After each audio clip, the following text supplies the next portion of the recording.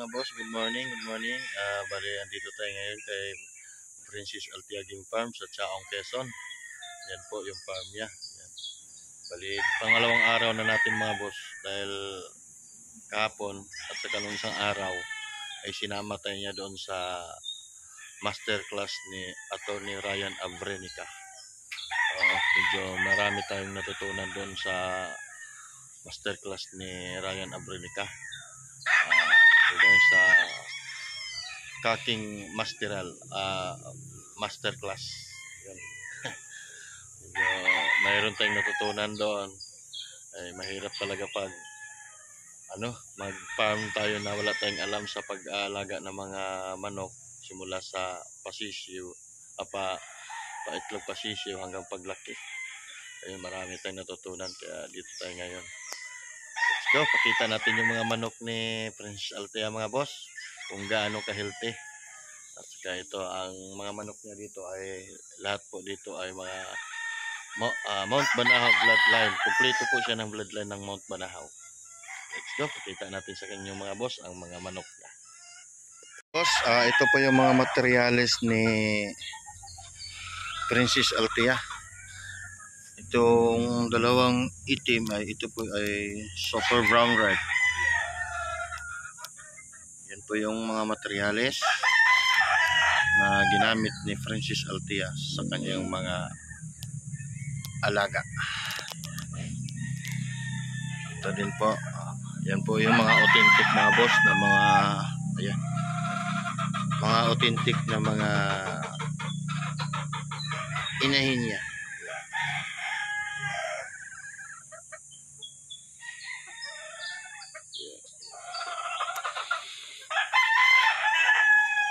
Ito ay tornado. Ayan mga boss.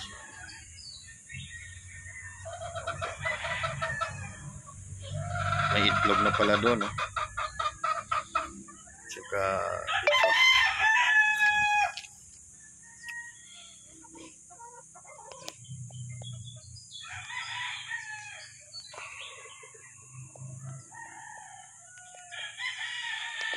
Ayan po yung mga materials na ginamit niya na mainahin mga boss. Tsaka ito mga boss. Ayan. Ayan. Napaka-quality ng mga manok.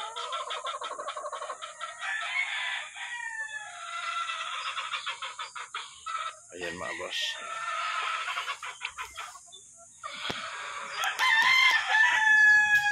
Ayan, napaka-quality ng mga manok mga boss. Ayan.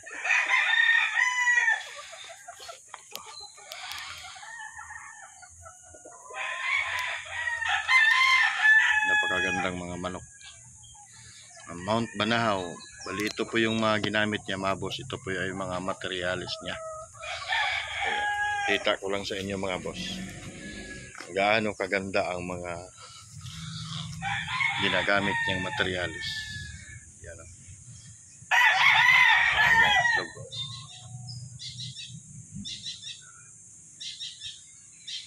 Ito rin boss. May itlog din o. Yan. Napaka-quality. Ang ganda. Guwapa. Ayan boss o. Napaka-guwapa. Sunod si boss. Napaka-quality mga boss. Ayan. Pasensya na kayo mga boss kung medyo magalaw yung video natin. Hawak-hawak ko lang yung cellphone dito. Ayan. Napakaganda mga boss. Napakagwapo. Okay, kita natin yung iba. Ayan mga boss. Princess Altiaging Farm. Ayan. Napakagwapo. Yun o.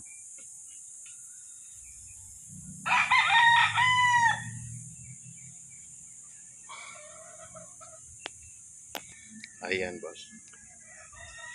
Hindi ko lang sure kung anong mga bloodline itong nandito bandang buhat. Mamaya boss, tanungin natin si Boss Ian kung anong mga bloodline ito. Then mag-i-interview tayo kunti sa kanya. paano niya napaganda ang mga manok rito. Yan. Kung paano siya mag-alaga. Yan, napaka-healthy.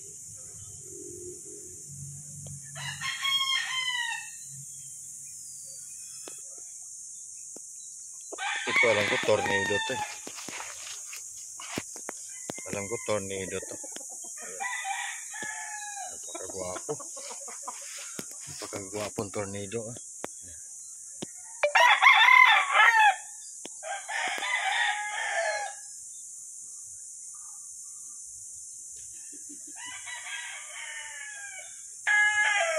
Ito din boss, yung mga materialis din niya. Yan. Napakagwapang materialis, kaganda.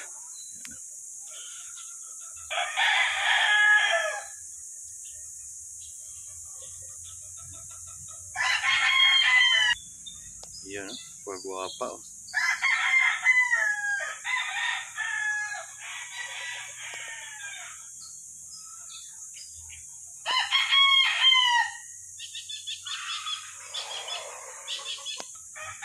Ito yung ginamit niya sa Thompson White niya mga boss na naka-X ng botcher. Yan. Mamaya pakita natin yung yung Thompson X botcher. Yan. Ito yung materialis boss.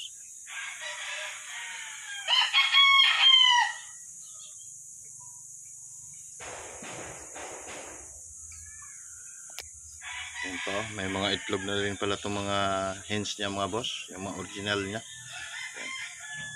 Nakikita mo nyo na bakit original kasi may mga ligban na mga mount banahaw yan boss. Makikita nyo naman may mga ligban niya nakakabit sa paa. Yan yung mga original na mga materials niya. Yan. Ayan pa mga boss. Napakagwapa na mga inahin. Ayan. Ayan. Napapansin nyo may mga ligban yan mga boss. Yan.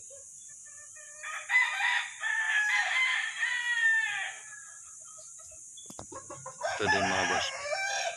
Lahat ng pinapakita ko mga boss yung ginamit yung mga inahin ay mga authentic yan ng mga mount banahaw. Yun.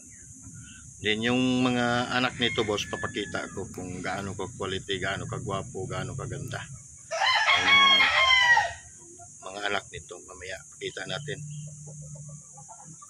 Yeah. Ayan pa mga boss, yan ang isa sa mga materialis ni boss Ian Cesar Galvez ng Princess Altiaging Farm. Ayan.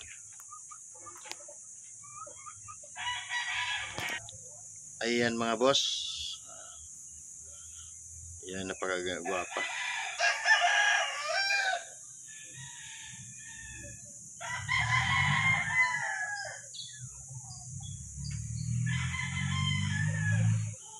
Lahat yan mga boss mga authentic to ang pinapakita ko sa inyo.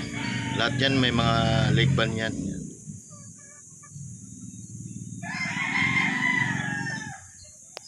Yan din mga boss. Yan. May mga itlog na pala ito. Ayan. Naka-relax lang sila kasi susunod na gagamitin na to lahat din. Itlog lang sila ng itlog oh. Halos yung may mga nasa flying pin ay may mga itlog. May ipapakuha natin sa anak niya. Ang ganda ng mga materials talaga, super quality. Ayan.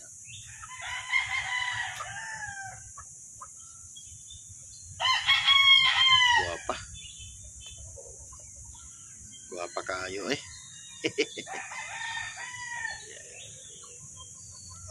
Ito mga boss.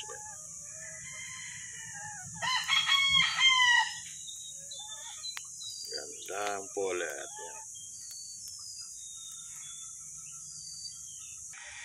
Ito po boss, ito po yung super brown red na authentic na Mount Banahaw. Ayan mga boss. Ito po yung mga broodcock niya. Ayan. Wapo. Stig. Yan.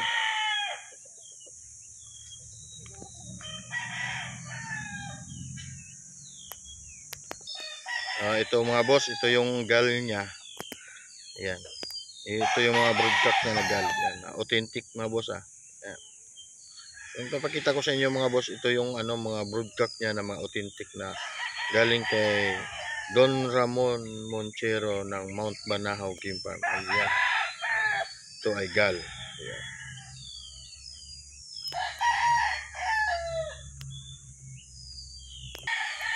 Ito mga boss, ang tornado niya na broodcock. Ayan. Ito yung ginamit niya. Ayan. Ayan, tornado na broodcock na original ng Mount Banahaw. Ayan mga boss.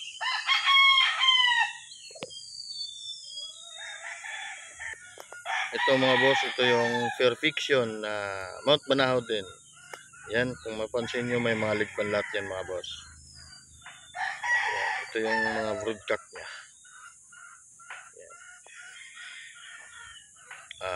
Dalawa tong Perfection na broodcock niya, yung nakita nyo yung isa ay yung Perfection din yun mga boss. Ayan. Guwapo. Mga broodcock niya, mga materialis na ginamit niya. Ito din Perfection mga boss. Ayan. Ito yung ginamit niya na materialis. Ayan. Perfection.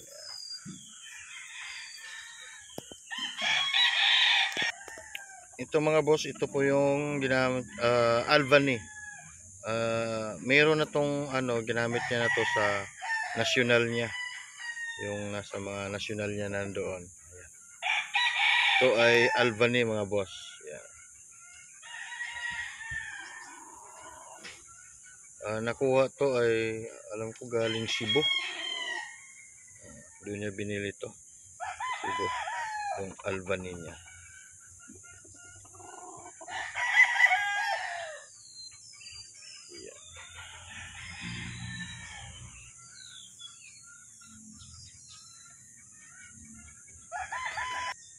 Ito mga boss, ito yung butcher. Ayan.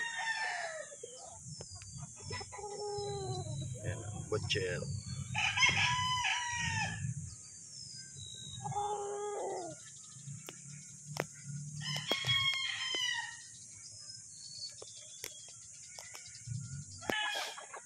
Ito na po boss, yung mga stag niya na spangle. Ayan.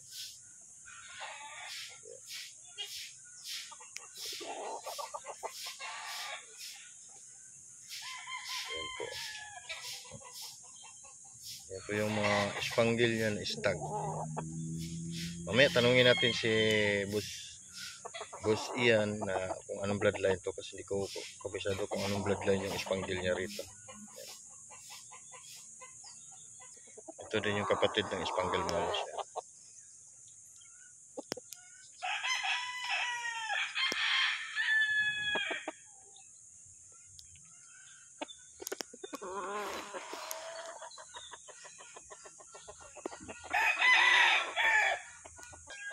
Yan din mga boss, yung spangle niya, Ayan. Magkakapatid, tatlo. Ayan.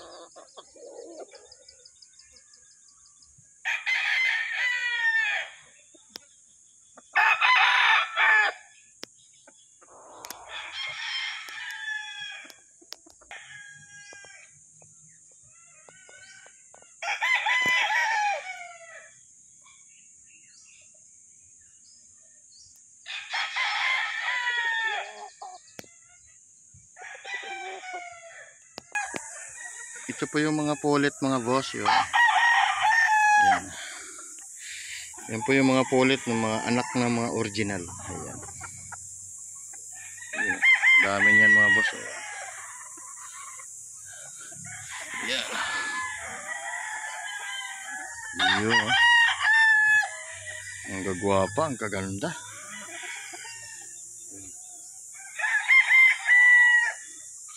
Yan po mga boss. Ayan ang mga pulit niya. Mailap hindi natin pwedeng pasukin, magliliparan.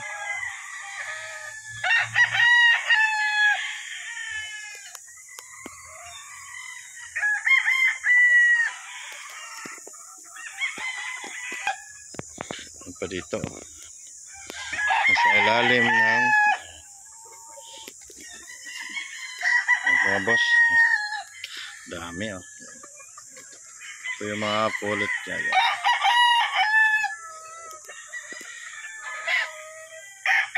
Ayan oh. Guwapa eh. Maganda.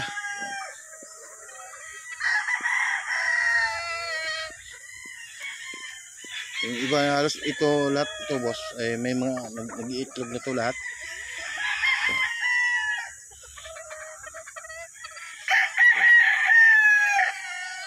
Gaano kaganda to mga pulot niya oh. Mga quality.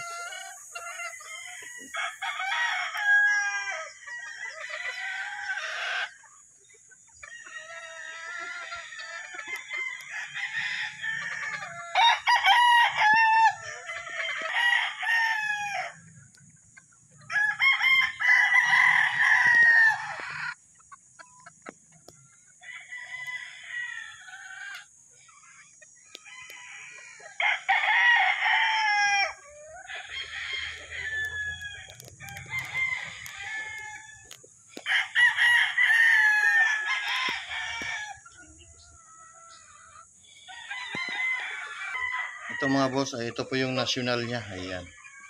Yung mga national niya na mga 3 months old. Ayan. Ayan oh.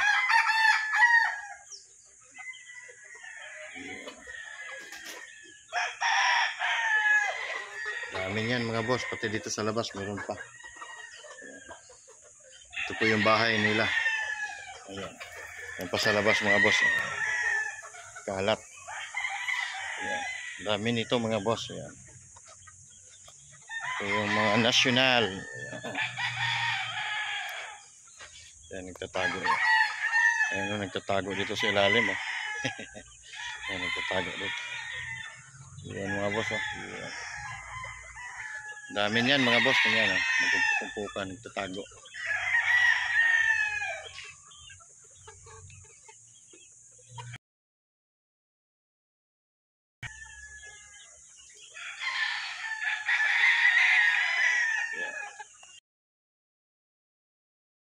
Yeah.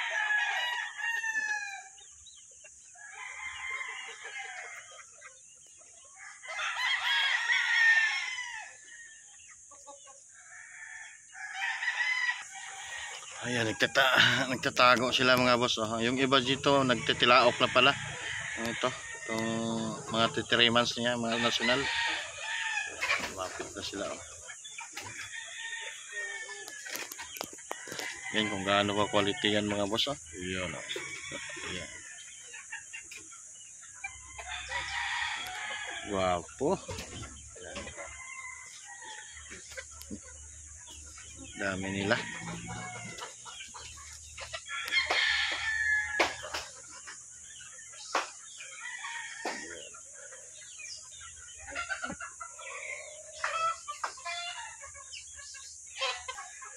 Dami.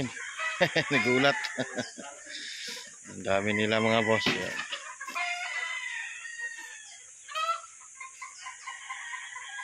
Ito.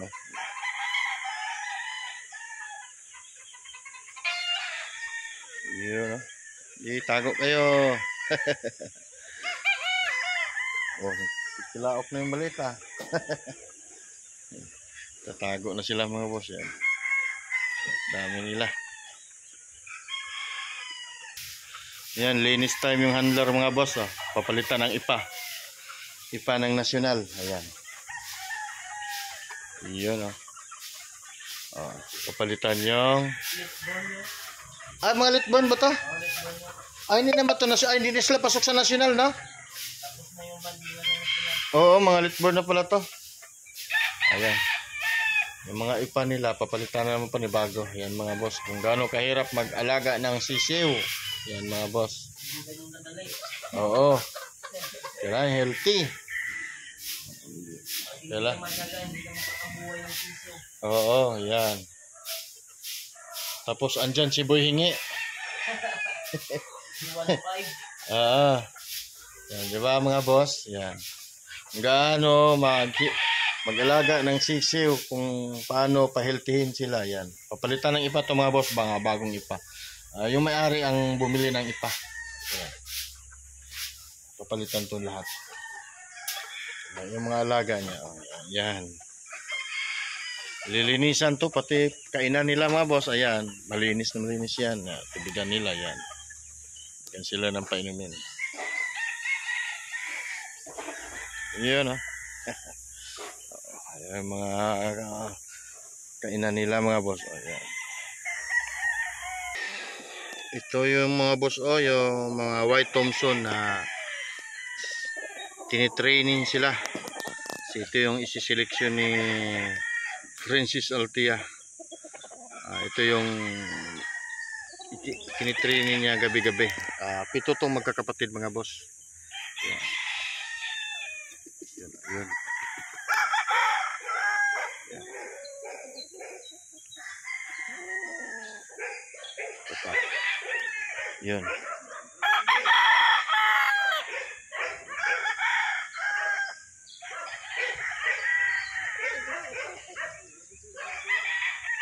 Yan, oh.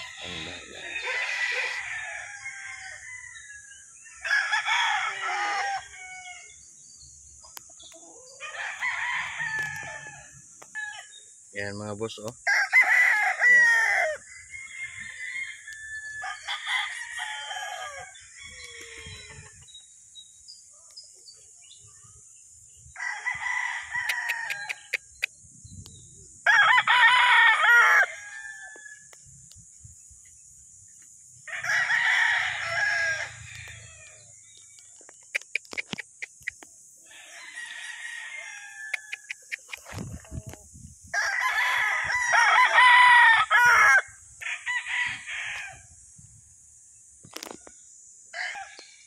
Ito mga boss, ito yun, itong 7 magkakapatid.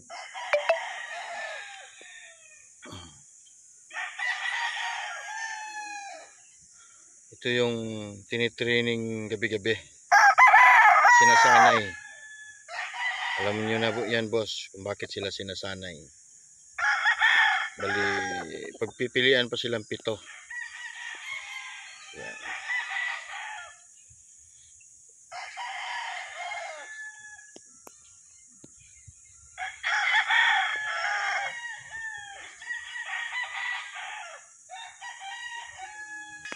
Yun, oh. Pagwapo. Yan, ito yung pangatlo din. Yan.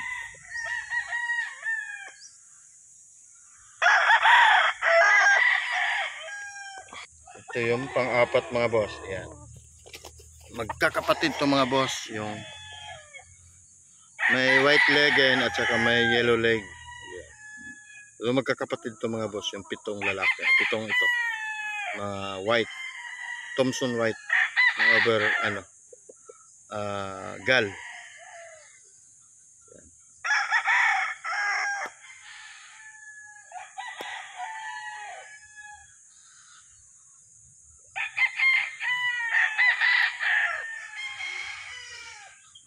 Ayan. Ito yung pang-5. Ayan. Gaano ka ganda ng mga boss, oh.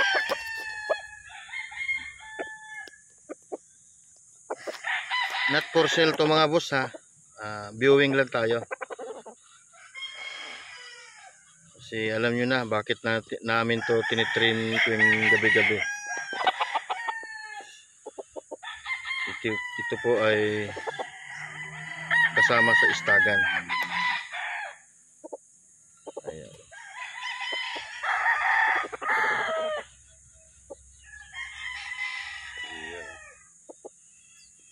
White leg yan.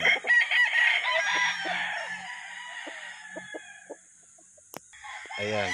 Yellow leg. Ayan. Pang-6. Ayan.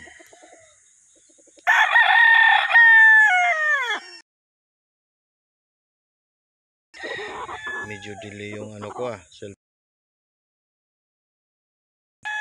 Ayan.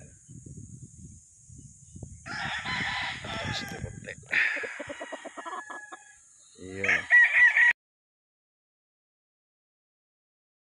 ito mga boss, ito yung pampito. Yan. Nagtatago ah. Yan, labas ka. Yan. White leg. Yan. Ito yung pampito.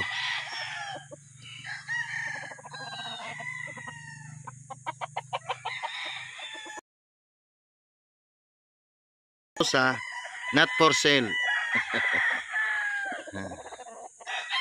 Yan. Ayan mga boss, dito yung may-ari pala. Yung mga puti pala boss, ano? Gal over Thomson White. Oh, Gal over Thomson White. Yung may-ari yan, yung owner. Sipag yan mga boss, yan. Ka-graduate lang kahapon yan. Galing kay masterclass kay Ryan Abrenica. Kasama tayo doon mga boss, na libre. Yan. Boss, kung halimbawa may may mag-inquire, paano ba? Yun lang. Narinig nyo, bawal kasi yung mga puti, not for sale yan mga boss. Yan. Itong mga pula boss, lahat naman pambenta maliban sa ito. Kasi pang natin yan, pang coming stag fights. So yun, mga cross kasi to. Butcher over Thompson. So ito, Thompson ito, ginawa ko yan para pang personal na gamit. Upcoming for this coming stag derby. Pero set aside nun lahat, for sale. Butcher, guard, super brown red, tornado, lemon, lahat ng bloodline ni Mount Banahaw meron tayo. Ayan mga boss. Meron tayong Larry Romero Gray, Max Gray. Sharing natin yan. Halimbawa, pwede ka ba boss halimbawa yung mga yung mga litborn doon, pwede ba silang makaabel? Hindi naman tayo nagbebenta ng kasi bata. Ang meron lang tayo dito, lang 7 to 8 months. Wala tayong bata kasi ang bata mahirap kasi magbenta dyan. Lalo na gagamitin ng materyales hindi pa na yan, baka kung reject. So sayang yung ibabayad nyo. Mas maganda na yung malalaki na, formado na. Kita nyo na talaga yun. Diskursunada nyo ba yung tayo? Yun, isa rin yun. Mas maganda kapag pag tawag dito, pag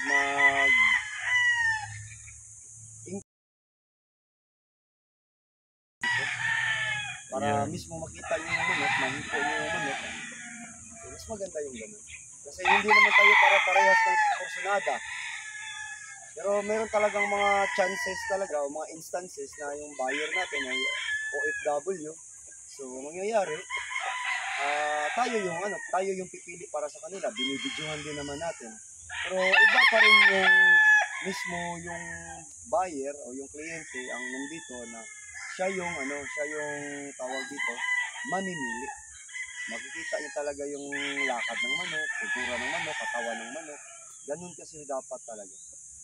So, yun yung masasabi ko dyan. Pero sa late born, available yan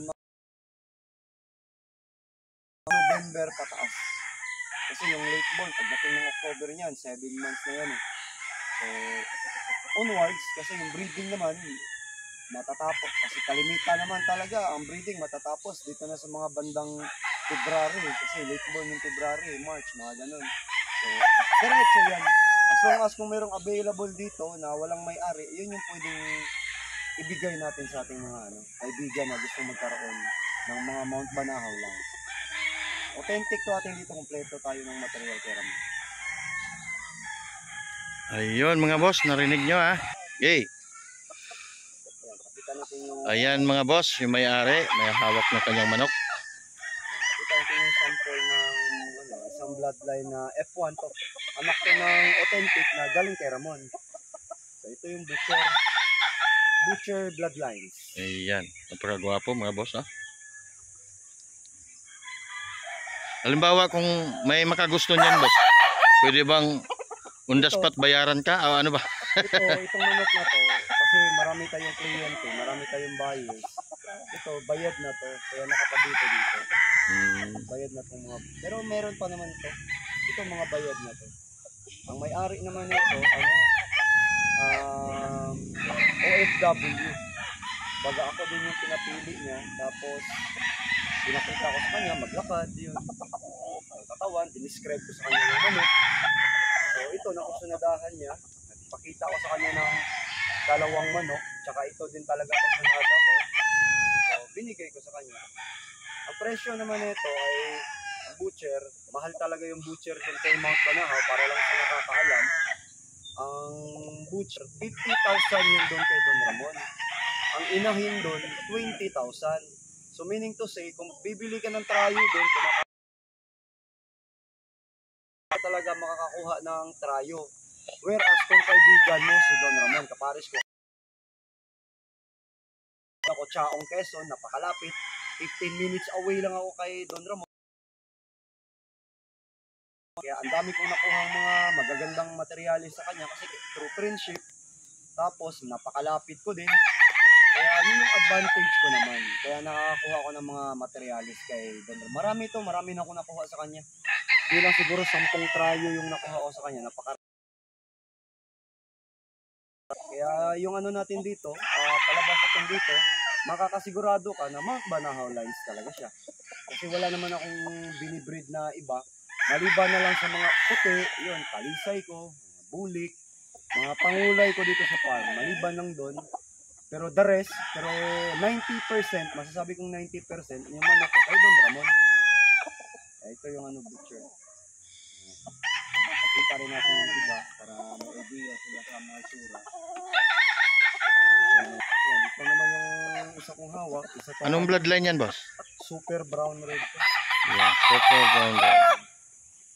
Ito yung tinatawag na super brown red ng Mount Banahaw. Maganda rin ang katawan.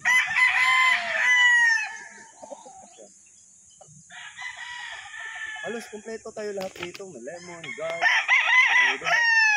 Kaya pakita lang tayo ng ilang piraso. Yun, oh. Talagang matutuwa rin yung ano nito.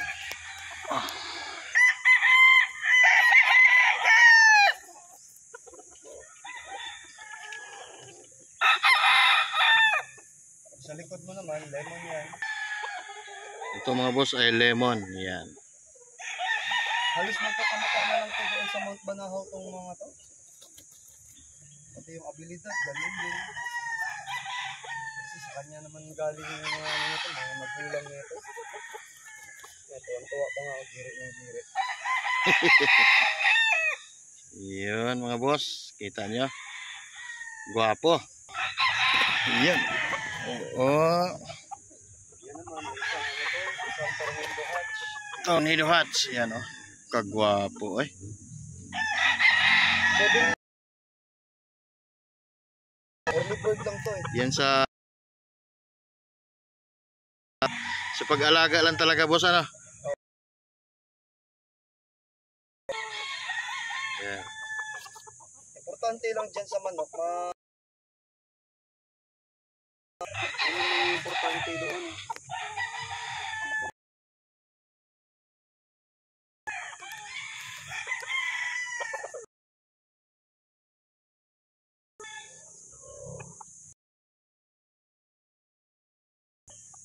Mabait to, mabait.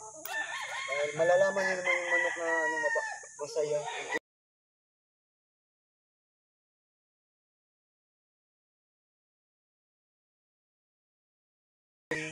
Pangalawa, yung pwede rin yan, makinis. Kasi ako kasi dito, tutok kasi ako dito. Wala akong pinapalagpas dito kapag tingin ko na may malungkot na ano, masisa-sisiyo ka lang kapag lungkutin na tatanggalin ka agad yan, i-separate. Baga yung mga mild lang naman ng mga sakit-sakit, iti-treat mo. Kasi buhayin ng early bird, kaya talaga ba na nakasakit? Wala. Kung ano yung pinis ng inahin, kasi may mga inahin kong kasama. Kaya so far, wala talaga, zero reject, di maiiwasan. Yan yung nasa ano kasi yan, nasa focus ng may-ari.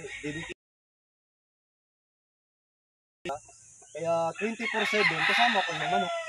Kaya nakikita ko, ako din nagpapakain sa sisi. Pero pagdating sa breeding, pag-alaga ng sisi, ako na yung bahala doon. Sa kanya nakatali, siya lang yung papatuka. Talaga, kapag mag-aalaga ka ng sisiyo, doon sa sisiyo ng tubig, laging kasama kasi di natin yan di tayo makapagpapalaki ng hilting manok. So kailangan laging malinis, hindi naman kailangan araw-araw. Pero sa amin dito, nagpapalit kami ng papuntang 3 months na, pero lagi pa rin ako nagpapalit ng ipa sa labas. Pagdating ng gabi, uuwi doon sa malaki kong brooder kasi bahay talaga yung na malaki kasi nakatrasis yun, nakalungspan lahat. So nila hahapo doon yung ipot nila sa baba, laki na sila. Practice ko pa rin, magkano lang naman yung ipa dito ka na sa ipa na laging malinis yung ano, ganun. Para lumaki silang healthy, makakatali tayo ng magandang stags katulad nito. Yun mga boss. Ayan. Technique yan. Yun po ang sinasabi ni Princess Althea kung paano mag-alaga ng mga manok na healthy.